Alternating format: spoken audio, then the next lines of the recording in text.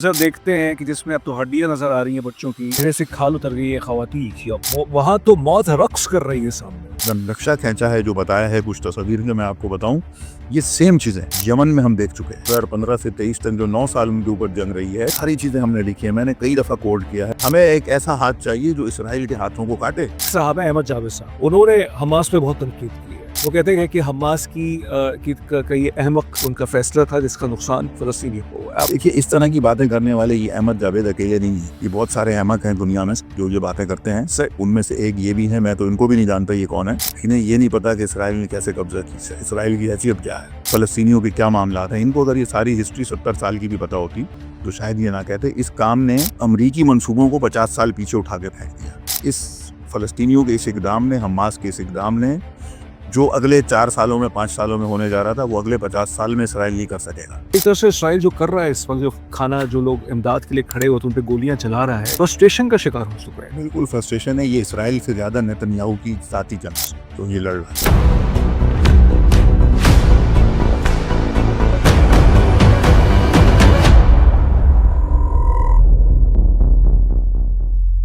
अस्सलाम वालेकुम। ज़ाविया की 22वीं एपिसोड से तज़मीन जावेद हाजिर है।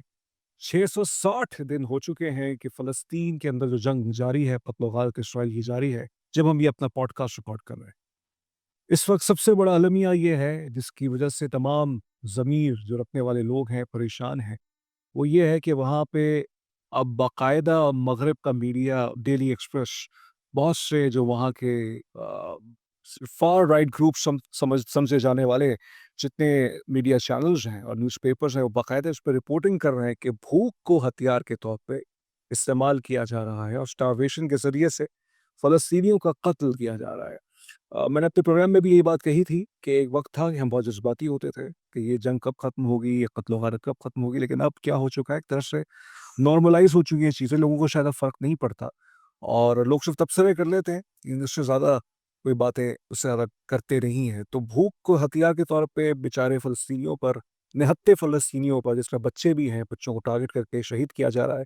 अंदरनाक वाक़यात हो रहे हैं फ़लस्तीन के अंदर और हमारे मुल्क की सियासत जो है, हमारी सारी तवज्जो उन्हीं की तरफ ही है। बहरहाल पाकिस्तान के मीडिया के अपने कुछ मामलात हैं, हम उस पे क्या बात करें।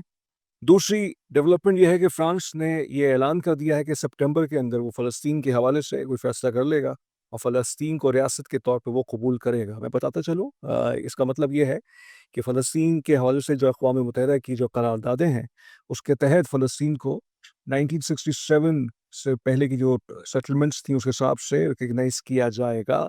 यानी ये ईस्ट यरूशलेम जो है, जो मशरक़ी यरूशलेम है, वो फ़लस्तीन का कैपिटल जो फ्रांस का ये कहना है, लेकिन इस पे बहुत से लोग स्केप्टिकल हैं, बहुत से हवालों से। लेकिन सबसे बड़ी खबर, जब हम ये पॉडकास्ट रिकॉर्ड कर रहे हैं, हमास और इसराइल के दरमियान जो मुज़ाकरात हो रहे थे, वो अब ख़त्म कर दिए गए हैं। डोनाल्ड ट्रम्प साहब कल आए, नमूदार हुए। उन्होंने कहा कि बहुत बुरा अंजाम हो सकता है हमास का।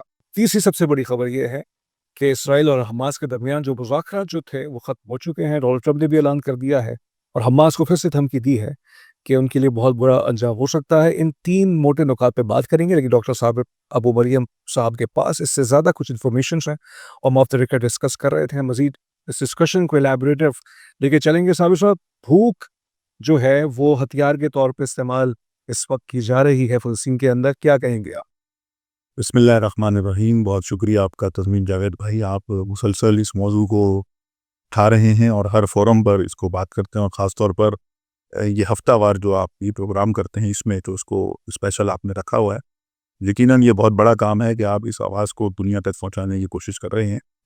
वाक़ईन ये बड़ी दिलखराश और एक अजीबो-गरीब, यानी यहाँ पर आकर अल्फाज ख़त्म हो जाते हैं कि जब हम देखते हैं कि भूख और प्यास के ज़रिए भी लोगों को कत्ल किया जा रहा है। और ये तारीख़ में इस तरह के जुल्म हम पहले भी हमने पढ़े हैं, सुने हैं, देखे हैं कि इस तरह से जो ज़ालिम ताकतें हैं, वो अपने इक़्तिदार को बचाने के लिए या अपने आप को सर्वाइव करने के लिए वो इस तरह के हथकंडों का इस्तेमाल करती चली आई हैं। अब भी जो गासिब सहूनी हुकूमत है इसराइल, मैं हमेशा ये कहता हूँ कि ये कोई ऐसी ये रियासत या कोई ऐसी कोई सियासी एंटिटी नहीं है कि जिसके साथ आप कोई ये तसव्वुर करें कि कोई अखलाकियात का तसव्वुर हो या कोई मोहब्बत का या शफ़क़त का। नहीं, ये एक ज़ालिम, नाजायज़, गासिब और चाली रियासत है, जिसका वजूद ही हज़ारों इंसानों के कत्ल पर बना है और जिसकी बका भी आज तक जो 77 ईयर से वो बची है, وہ بھی اس کی پوری لائف 77 ایئرس کی لوگوں کے خون کے اوپر ہے, لوگوں کی باڈیز کی لاشوں کے اوپر ہے.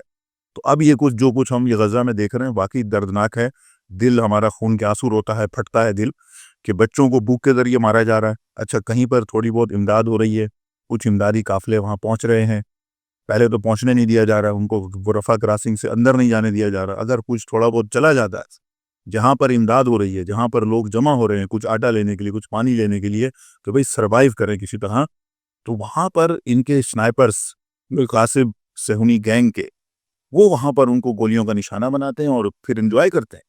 اور اسرائیلی میڈیا وہ ان کی جو ان کی انجوائمنٹ ہے ان کے انٹرویوز کے ذریعے وہ دکھاتا ہے. یعنی یہ کتنی بدبختی ہے اس ماڈرن دنیا کی. یعنی آپ دیکھیں اس ماڈرن ورلڈ کو, اگر آپ ہیں ہیومن رائٹس چارٹر کو آپ لیں, یہ جو میگنا کارٹا سے کہانیاں چلی آ رہی ہیں یونائٹڈ نیشن کے چارٹر تک, یہ سب کچھ بکواس ہو گیا. اس کی کوئی حیثیت باقی نہیں رہی ہے ان چیزوں کے سامنے کہ یہ کھلے عام یہ سب ہو رہا ہے اور دنیا تماشا دیکھ رہی ہے. اور اس کے اوپر کی بات دیکھیے, بیانات آ رہے ہیں, ہر کوئی مذمت کر رہا ہے. جن کا کام عملی اقدامات کرنا ہے وہ مذمت کر رہے ہیں. وہ مصر مذمت کر رہا ہے, قطر مذمت کر رہا ہے, سعودی عرب مذمت کر رہا ہے, کویت مذمت کر, جتنے عرب مسلمان ممالک ہیں, ترکی مذمت کر رہا ہے. ترکی کے جہاز جو ہے وہ اسرائیل جا رہے ہیں, بحری جہاز, ٹھیک ہے نا, کاروبار چل رہا ہے, تجارت چل رہی ہے, لیکن وہ مذمت کر رہا ہے اردگان. یعنی عجیب بات ہے. اسی طرح ویسٹرن گورنمنٹس کے اندر آ جائیں, وہ بھی مذمت کر رہے ہیں. یعنی سوال یہاں پہ یہ پیدا ہوتا ہے کہ بھائی کب تک یہ مذمت ہے؟ ایک طرف ویسٹرن گورنمنٹس ہیں, اسرائیل کو اسلحہ دے رہی ہیں, ٹیکنالوجی دے رہی ہیں. ابھی 12 دن کی جو ایران اسرائیل جنگ تھی اس کے بعد سے یہ اطلاعات ہیں کہ مسلسل 1 مہینے سے جرمنی, اٹلی, فرانس اور دیگر یورپی ممالک کے جو جہاز ہیں سارے وہاں پہ لینڈ ہو رہے ہیں, ان کے لیے اسلحہ اتار رہے ہیں, ان کے ایئر ڈیفنس سسٹم کو انہینس کر رہے ہیں تاکہ آئندہ کوئی جنگ ہو تو ایرانی میزائلوں کو وہ روک سکیں. یہ سارا کچھ یہ کر رہے ہیں. پھر یہ کہتے ہیں کہ ہم اس کی مذمت کرتے ہیں. بھائی مذمت کی ضرورت نہیں ہے. سیم اسی طرح عرب اور مسلمان ممالک کا حال ہے. ادھر ابراہیمی معاہدے میں دستخط کر رہے ہیں, وہاں پر ابراہیمی معاہدے کی حمایت کر رہے ہیں, ادھر جو ہے وہ اسرائیل کو کہتے ہیں ہم مذمت کر رہے ہیں. نہیں بھائی, مذمت سے آگے کا کام ہے. یہ کچے بھوک سے مر گئے ہیں, وہاں پر پیاس سے مر رہے ہیں, پھر امداد لینے والوں کو مارا جا رہا ہے, آپ اس کی مذمت کرتے ہیں. آپ عملی اقدام کریں. اس کو روکنے کے لیے عملی اقدامات کیا ہے؟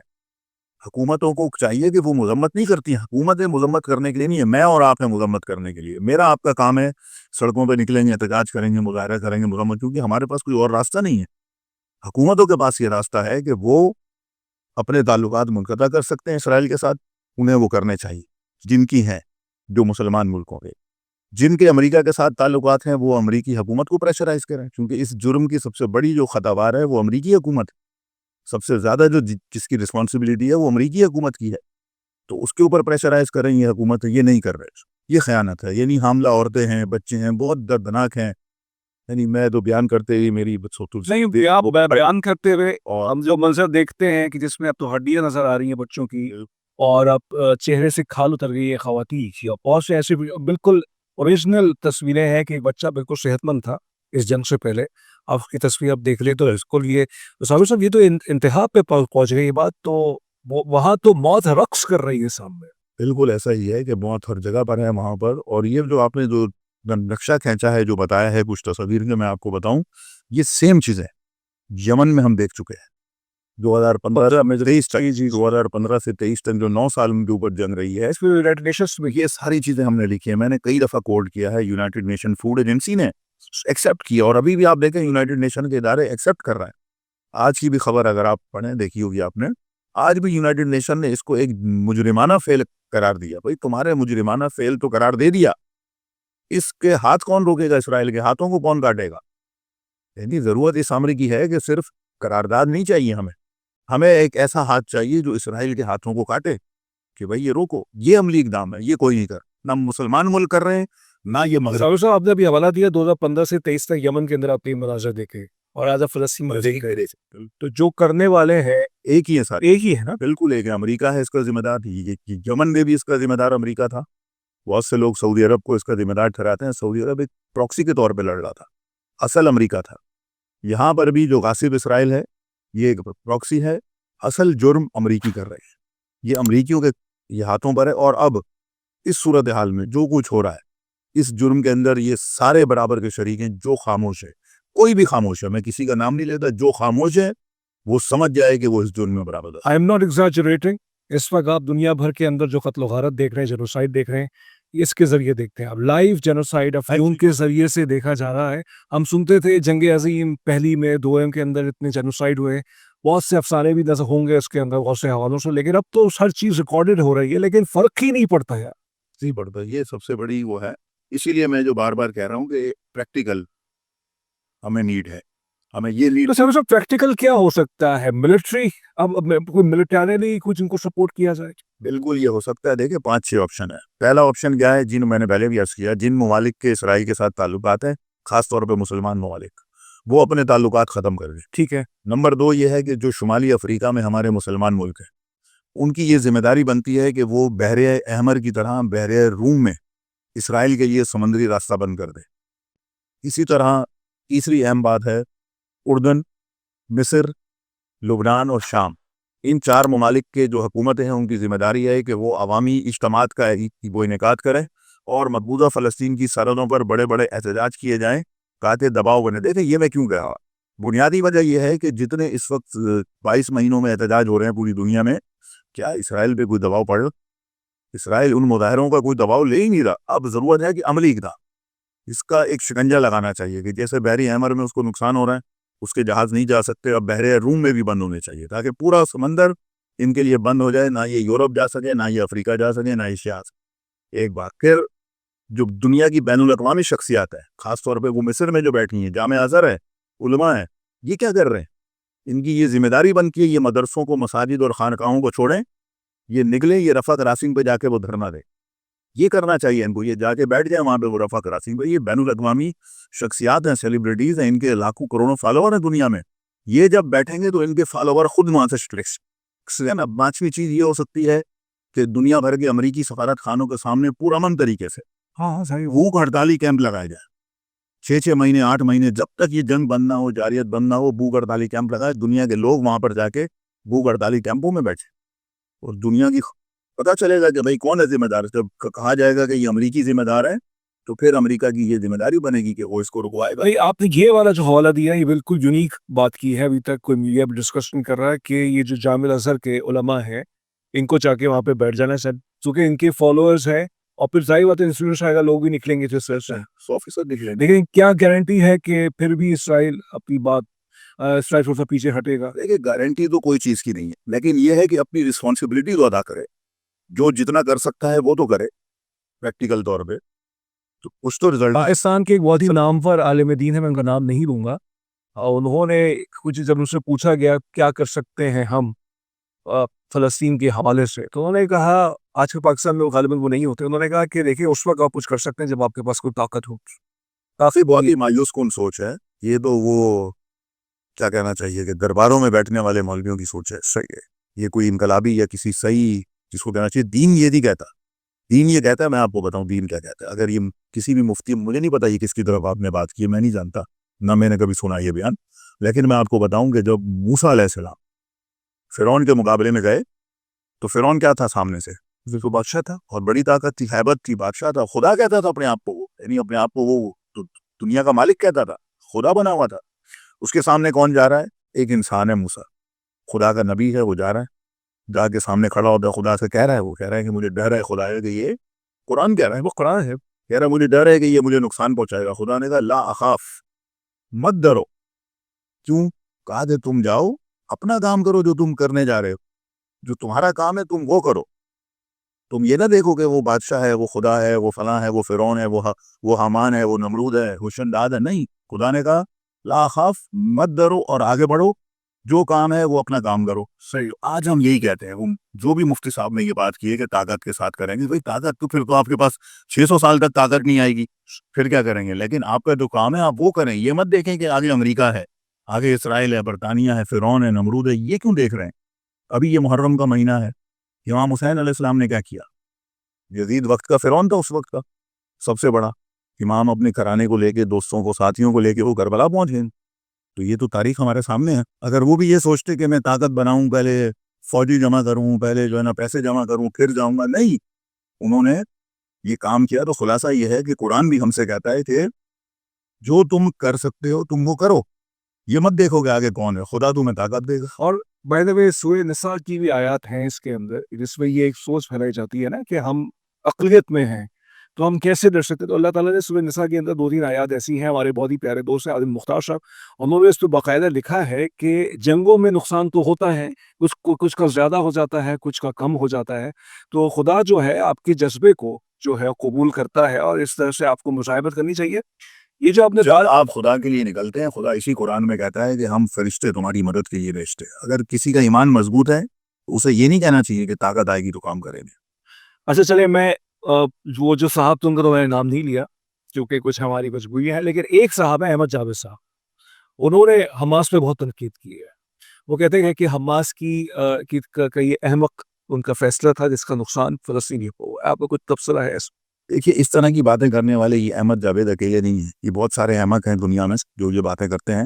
ان میں سے ایک یہ بھی ہے، میں تو ان کو بھی نہیں جانتا یہ کون ہے، نہیں جانتے آپ، میں نہیں جانتا، لیکن انہوں نے اگر یہ کہا ہے تو میں ان پہ افسوس کرتا ہوں، کیونکہ ان کو فلسطین کی تاریخ نہیں پتا، انہیں فلسطین کے حالات نہیں پسند، انہیں یہ نہیں پتا کہ اسرائیل نے کیسے قبضہ کی، اسرائیل کی حیثیت کیا ہے، فلسطینیوں کے کیا معاملات ہیں۔ ان کو اگر یہ ساری ہسٹری 70 سال کی بھی پتا ہوتی تو شاید یہ نہ کہتے۔ اس کام نے امریکی منصوبوں کو 50 سال پیچھے اٹھا کے پھینک دیا۔ اس فلسطینیوں کے اس اقدام نے، حماس کے اس اقدام نے، جو اگلے 4 سالوں میں 5 سالوں میں ہونے جا رہا تھا وہ اگلے 50 سال میں اسرائیل نہیں کر سکے گا۔ نصاب دنیا عرب میں جو نصاب ہے، جو پڑھایا جاتا ہے اسکولوں میں، کالجوں میں، اس کے اندر سے فلسطین کو مائنس کیا جا رہا تھا۔ کیا اب طوفان اقصیٰ کے بعد کوئی یہ کرے گا؟ صحیح۔ اس طوفان اقصیٰ کے بعد انٹرنیشنل کورٹ آف جسٹس نے اور آئی سی سی جو اس کی زیریں ادارہ ہے، international court of criminal court جو ہے، انہوں نے کیا فیصلہ دیا؟ انہوں نے نیتنیاہو کو ارسٹ وارنٹ جاری کیا، انہوں نے وار کرمنل ڈکلیئر کیا۔ کیا مجھے بتائیں یہ احمد جاوید جیسے لوگ یا ان جیسے ہزاروں لاکھوں لوگ اپنی پوری زندگی کی جمع پونجی بھی خرچ کرتے اور اربوں ڈالر بھی جا کے اگر یہ آئی سی جی میں خرچ کر دیتے تو کیا یہ نیتنیاہو کو وار کرمنل ٹھہرا سکتے؟ کبھی نہیں ٹھہرا سکتے تھے۔ پوری دنیا کے مسلمان مل کے یہ نہیں کر سکتے تھے جو صرف ایک اکیلی حماس نے کیا ہے۔ اسی طرح درجنوں میرے پاس مثالیں ہیں، یعنی حماس نے وہ کام کیا ہے کہ فلسطین کو بچا لیا ہے۔ اگر یہ کام نہ کرتی تو سعودی عرب اسرائیل کو تسلیم کر لیتا، سعودی عرب اس وقت تو بالکل قریب ہے، مسلمان اسرائیل کے قدموں میں گر جاتے، ہماری عزت ختم ہو جاتی، حمیت ختم ہو جاتی۔ ابھی بھی نہیں، ایسا نہیں، ابھی ہمارے سر کا تاج اور فخر حماس جیسے لوگ ہیں، حزب اللہ جیسے لوگ ہیں، اب جو انصار اللہ یمن۔ اب کوئی کہے گا کہ انصار اللہ یمن بھی احمق ہیں، وہ وہاں سے 2000 کلومیٹر سے میزائل مار رہے ہیں، آپ ان کو کہیں نا، یعنی جو میدان میں ہوتا ہے کیا وہ احمق ہے؟ جو میرے جیسے ڈرائنگ روم میں بیٹھا ہوا انسان بہت عقل مند ہے۔ حقیقتاً جو میدان میں ہوتا ہے وہی عاقل ہے، وہ زیادہ اچھی طرح سمجھتا ہے کہ میں کیا کرنے جا رہا ہوں اور اس کے کیا کانسیکوینسز مجھے بھگتنا پڑیں گے۔ روز مرنے سے ایک دن مرنا بہتر ہے، لیکن عزت کے ساتھ، اور یہ عزت کا راستہ حماس نے اپنایا ہے۔ صاحب آگے سمجھتے المیہ یہ ہے اس وقت اسلامی دنیا کے اندر تقسیم پہ تقسیم، عرب عجم کی تقسیم اور پھر فرقہ واریت کی تقسیم، فلسطین کے حوالے سے ایک مشترکہ آواز آتی ہی نہیں ہے، مطلب ہماری کچھ مجبوریاں آمنے سامنے آ جاتی ہیں، تو یہ بھی تو نقصان پہنچا رہی ہے۔ یہ ساری چیزیں جو کریٹ کی گئی ہیں اس کی کس نے کی ہے؟ ہماری غلطیاں تو ہیں، یہ نہیں کہ ہماری غلطیاں نہیں، ہم کیوں اس طرح کرتے ہیں؟ ہم ٹھیک ہے، ہمارے مختلف فرقے ہیں، کیا ہمارے فرقے ہمیں اس چیز سے روکتے ہیں کہ ہم فلسطین کے لیے مشترکہ جدوجہد کریں؟ کبھی نہیں روکتے۔ کوئی سنی ہے تو اس کے نزدیک بھی فلسطین ہے، کوئی شیعہ ہے، کوئی دیوبندی ہے، بریلوی ہے، کوئی اہل حدیث ہے، سب کے لیے بھائی فلسطین اہم ہے، سیاسی طور پہ بھی اہم ہے، دینی طور پہ اہم ہے، انسانی طور پہ اہم ہے، اور پاکستانی حیثیت میں بھی بہت زیادہ اہم ہے۔ تو ہم کیوں اس چیز کو پروموٹ نہ کریں کہ جو ہمارے مشترکات ہیں، جو ہماری دشمن نے دیکھے ہمارے بیچ میں یہ رخنہ ڈال دیا، صحیح، لیکن ہم اس کا مقابلہ کر سکتے ہیں اتحاد کے ذریعے، یکجہتی کے ذریعے، اور ہمیں وہ کرنا چاہیے، ہمیں اس سے ایک انچ بھی پیچھے وہ نہیں ہٹنا چاہیے۔ ٹھیک ہے صاحب چلیں، اس پہ تو ہم نے بات کی فلسطین کے حوالے سے، اب یورپ کی طرف رخ کرتے ہیں۔ یورپ بہت دلچسپی لے رہا ہے فلسطین کے حوالے سے، آپ نے بھی خبریں دیکھی ہوں گی، جو فرانس کے صدر ہیں ایمینوئل میکرون، انہوں نے ایک فیصلہ کرنے چاہ رہے ہیں کہ سپٹمبر کے اندر، by the way G7 countries کی واحد پہلا ملک ہوگا کہ جو فلسطین کو ریاست کے طور پہ قبول کرنے جا رہا ہے، وہ کہ ناروے پہلے کر چکا ہے یورپ کے اندر۔ یورپ کہ یہ جو ممالک ہیں، فرانس، یو کے اندر بھی بائی دا وے میں آپ کو بتاتا چلوں، وہاں کے کچھ پارلیمنٹیرینز نے کیئر سٹارمر کو، جو وہاں کے پرائم منسٹر ہیں، ان کو خط لکھا ہے، بھائی آپ کوئی فیصلہ کریں اس حوالے سے۔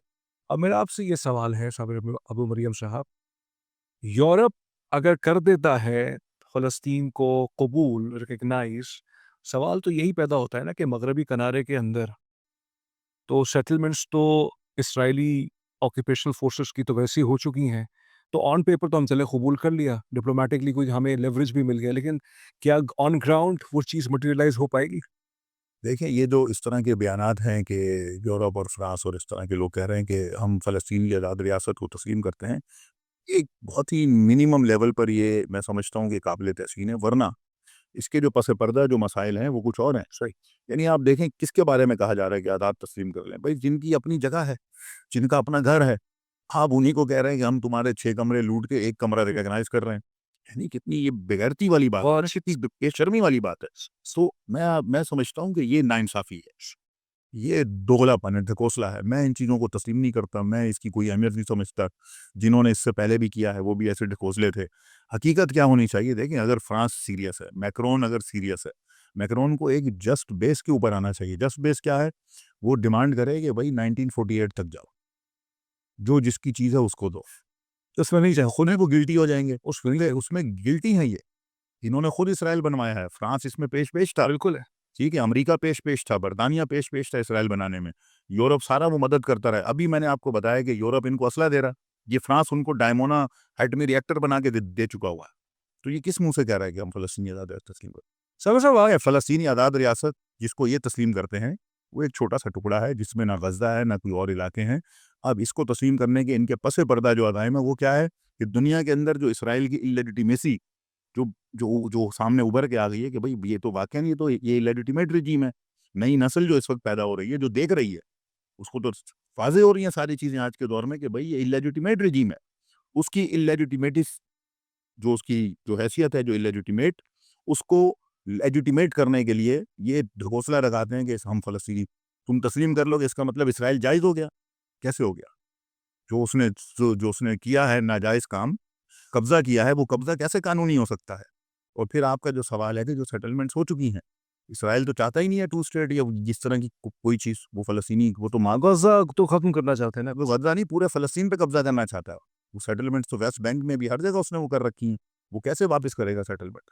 اس کا ایک ہی حل ہے, جو یہ مارکا ہے یا تو یہ جاری رہے, اور اس میں جس طرح ابھی لاسٹ 12 دن میں بھی ان کو شکست ہوئی ہے, بڑی تکلیف ہوئی ہے, اگر آگے بھی ہوتی ہے تو یہ ڈوب جائے گا. یہ ایہود باراک, یہ سابق پرائم منسٹر ہیں, ان کے خاصے صہیونی ریاست سے, یہ ان کا بیان ہے. وہ کہتے ہیں کہ صہیونی ریاست ٹوٹ پھوٹ ہو چکی ہے. کہتے ہیں کہ جس صہیونی ریاست کو ہم جانتے تھے اس کا وجود اس وقت کھو چکا ہے.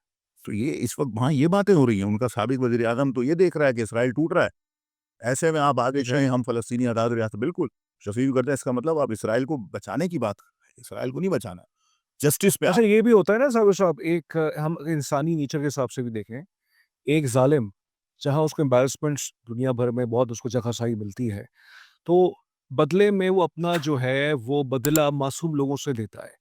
تو ایک طرح سے اسرائیل جو کر رہا ہے اس وقت, جو کھانا جو لوگ امداد کے لیے کھڑے ہوتے ان پہ گولیاں چلا رہا ہے, فرسٹریشن کا شکار ہو چکا ہے. بالکل فرسٹریشن ہے. یہ اسرائیل سے زیادہ نیتنیاہو کی ذاتی جنگ ہے جو یہ لڑ رہا ہے. آپ جو ہے کوئی حوصلہ نہیں, مطلب امید نہیں رکھتے یہ جو فرانس کی طرف سے بیان جو آیا ہے؟ یہ تو ڈھکوسلے ہیں. میں نے کہا یورپ تو دوگلا ہے, یہ ناقابل اعتبار لوگ ہیں, جھوٹے ہیں. مکہ سر صاحب پہ ایک بات بہت سے لوگ نہیں کرتے, میں بھی نہیں کرتا, لیکن کیونکہ اب جو چیزیں سامنے آ رہی ہیں بہت, اگر ہم اس کو بہت کلوزلی دیکھیں چیزوں کو, تو یہ بات کہنے دیجئے کہ یہ سیاسی جنگ تو چلے آپ اس کو مان لیں, یہ ہے, یہ ایک سویلائزیشن کی جنگ ہے, اور اس کو بہت کنسائز کیا جائے اسلام کے خلاف چل رہی ہے. اس میں اور ان کے دل میں جو نفرت ہے اسلام کی وہ ختم نہیں ہو رہی ہے. اصل تو حقیقت یہی ہے کہ سویلائزیشن کی جنگ ہے, کیونکہ ان کی سویلائزیشن کہاں ہے؟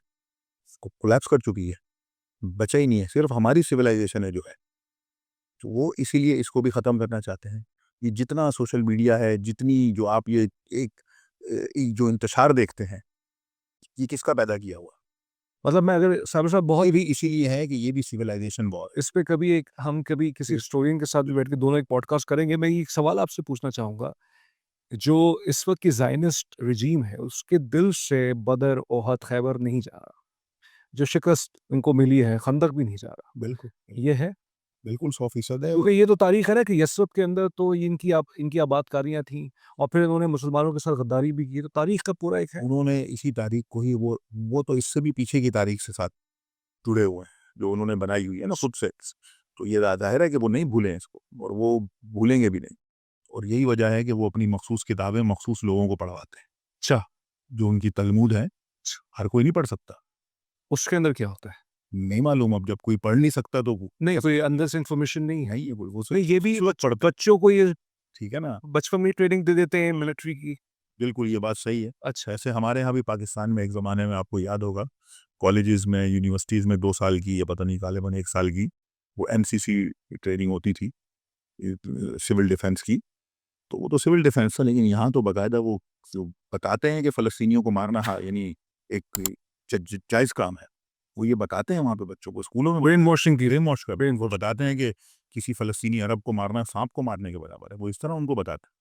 اور یہ کچھ آج کل ہم انڈیا میں بھی دیکھ رہے ہیں. وہ تو ہندو تو ظاہر ہے کہ وہ تو ہندوازم کی تو بنیادی جو اس وقت مودی نے بنا دی ہے.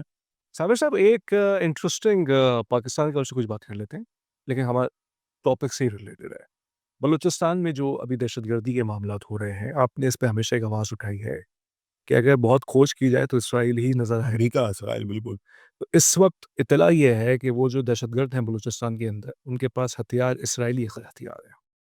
بالکل یہ بات صحیح ہے، اور خاص طور پہ اس وقت پاکستان امریکہ اور اسرائیل کے رڈار پہ ہے. وہ زیادہ اس لیے بھی ہے کہ جو 12 دن کی جو میں نے بار بار ذکر کر رہا ہوں کہ اسرائیل اور ایران کی جنگ ہوئی ہے، اس میں پاکستان نے انٹرنیشنل فورمز کے اوپر ایران کی بڑی کھل کے حمایت کی ہے، جس پر امریکیوں کو بھی تکلیف ہے، CIA کو، موساد کو بھی تکلیف ہے. تو یہ بلوچستان اس کے بعد سے زیادہ گرم ہو گیا ہے. ایک ہی تحریک ہے جو بلوچستان میں سیستان میں چل رہی ہے، ایک ہی تحریک ہے جو بلوچستان کے پاکستان میں چل رہی ہے. کیوں؟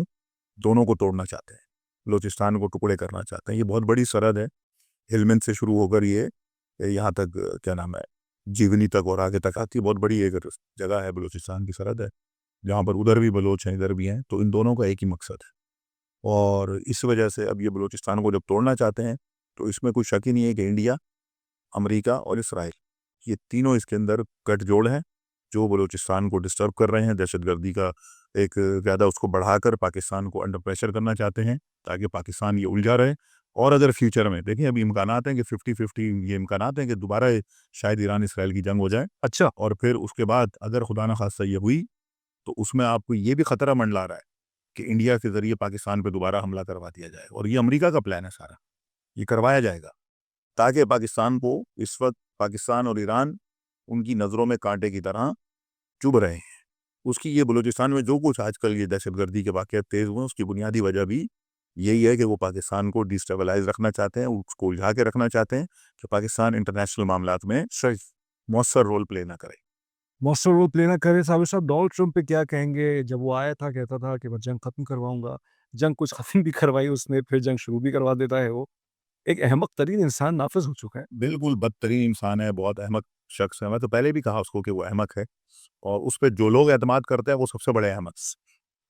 وہ تو خود احمق کم، لیکن جو اس پہ اعتماد کوئی بات پتہ نہیں کہاں تک جائے گی. کہیں بھی جائے، جو اس پہ اعتماد کرتے ہیں وہ سب سے بڑے احمق صحیح.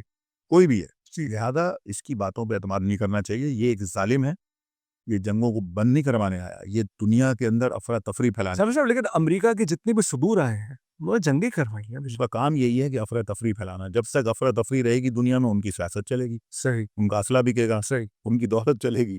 صحیح وہ نہیں کریں گے اگر یہ کام تو ان کا سیاست کیسے چلے گا دار و مدار. صحیح. بہت شکریہ ڈاکٹر صاحب. بہت ہی ہم نے تھوڑا سا ایک اپنے فلیور کو چینج بھی کیا، ایک غم کے پہلو پہ بھی ڈسکشن کی، اور پھر ہم نے تھوڑا بہت جو ہے پاکستان کے حوالے سے بھی ڈسکشن کو لے کے گئے، پھر یورپ کو ہم نے ڈسکس کیا. ڈاکٹر صاحب کی بہت سی باتوں سے آپ کو بھی اختلاف ہو سکتا ہے، مجھے بھی اختلاف ہو سکتا ہے، لیکن ایک بات سے اختلاف نہیں ہو سکتا کہ یہ جو جنگ ہے یہ اب تمام مسلمانوں کی جنگ بن چکی ہے، اور اسلام بمقابلہ کفر ہی ہے. ہر حریت پسند کی جنگ ہے. ہر جو دل میں درد رکھتا ہے، جس کے سینے میں دل ہے، ہاں یہ اس کی جنگ ہے. جنگ ہے. دیکھتے ہیں کہ فلسطین کے مظلوموں کو کب انصاف ملے گا. انصاف دنیا تو نہیں دے گی، خدا کی طرف سے انصاف کب آئے گا، اور آئے گا. اس کا وعدہ جو ہے وہ سچا ہے. رزمی جاوید کو ڈاکٹر صابر ابو مریم صاحب کے ساتھ اجازت دیجیے. اپنا بہت خیال رکھیے گا. اللہ حافظ.